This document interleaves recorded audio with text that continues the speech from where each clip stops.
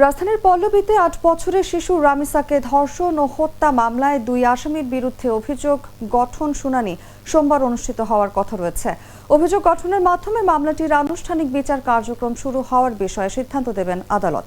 ঢাকা মহানগর শিশু নির্যাতন দমন ট্রাইব্যুনালের বিচারক মাসুর সালেকিনের আদালত গত ২৪শে মে অভিযোগপত্র আমলে নিয়ে এদিন শুনানির তারিখ ধার্য করেন। আদালত সূত্রে জানা যায়, অভিযোগ গঠনের মধ্য দিয়ে মামলাটির আনুষ্ঠানিক বিচার কার্যক্রম শুরু হবে কিনা সেই বিষয়ে আজ আদালতে সিদ্ধান্ত হতে পারে। এর আগে সোহেল রানা ও তার স্ত্রী স্বপ্না আক্তারকে অভিযুক্ত করে অভিযোগপত্র দাখিল করেন মামলার তদন্ত কর্মকর্তা পল্লবী থানার উপপরিদর্শক ওহিদুজ্জামান ভূঁইয়া। পরে ঢাকার চিফ মেট্রোপলিটন ম্যাজিস্ট্রেট আদালত অভিযোগপত্র গ্রহণ করে মামলাটি শিশু নির্যাতন দমন ট্রাইব্যুনালে পাঠানোর নির্দেশ দেন। অভিযোগপত্রে প্রধান আসামি সোহেল রানার বিরুদ্ধে ধর্ষণ ও হত্যা এবং তার স্ত্রী স্বপ্না আক্তারের বিরুদ্ধে অপরাধের সহযোগিতার অভিযোগ আনা হয়েছে।